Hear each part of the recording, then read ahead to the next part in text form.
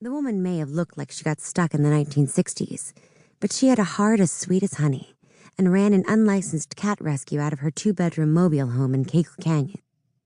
"Get out of here before he gets back."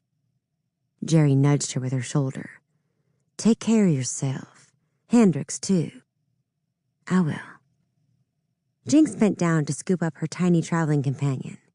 Taking a chihuahua on a cross-country motorcycle trip probably wouldn't end up being one of her wisest decisions, but she couldn't leave the little guy here.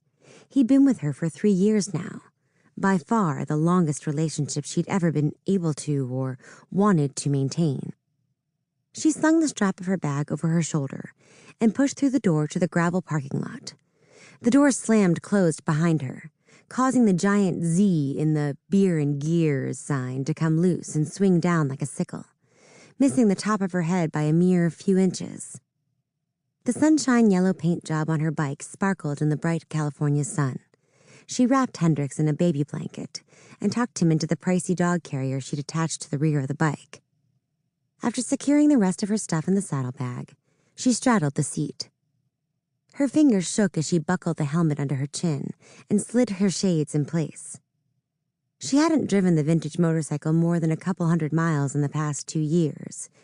With any luck, it would hold together until she made it to New Orleans, where her friend Jamie had promised her a high-paying bartending job. She could save up some cash and eventually see about turning her artwork into some sort of money-making opportunity. But even if her bike crapped out on her along the way, she needed to head south. Wade had his hands in too many questionable activities along the West Coast.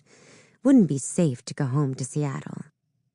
The way she figured, the only place he wouldn't be able to come after her would be Louisiana. Wade had told her once he had a warrant out for his arrest in his home state. She hoped that hadn't been another one of his lies.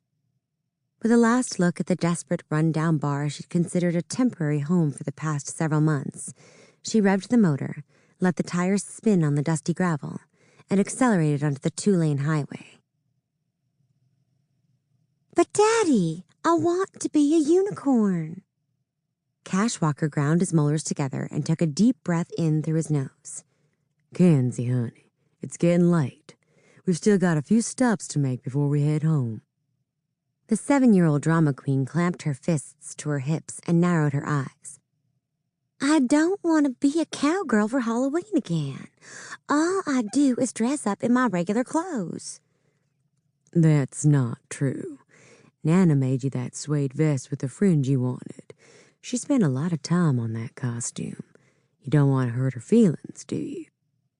Trying to reason with his daughter once she made up her mind about something was more difficult than trying to talk sense into some of the repeat offenders he dealt with on a regular basis as the deputy sheriff of Conroe County. He made a move to grab her hand. She was faster, wrapping her arms around the sparkly unicorn costume hanging on the rack in front of her. "She didn't make it new, Daddy. It's the same one Ryder wore 2 years ago. It's a boy costume.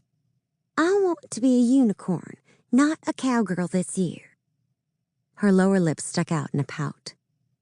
Glancing toward the filtered sunlight streaming through the suburban mall's skylight, he counted to 10 in his head.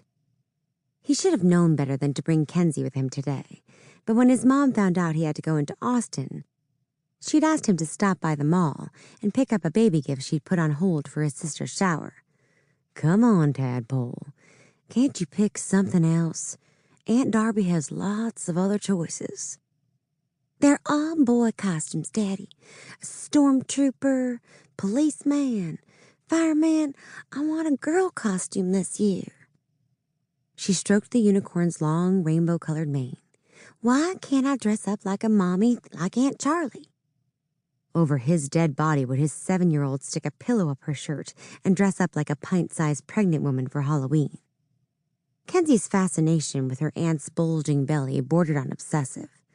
Sure, he was just as excited as the rest of the family that Charlie and Beck had tied the knot and were expecting the newest member of the family. But it also rubbed like a burr in his boot, seeing his baby sister get her happily ever after, while he struggled to find his own way after Kenzie's mom had passed. Being a single dad had never been on his bucket list, although he wouldn't trade his little tadpole for anything.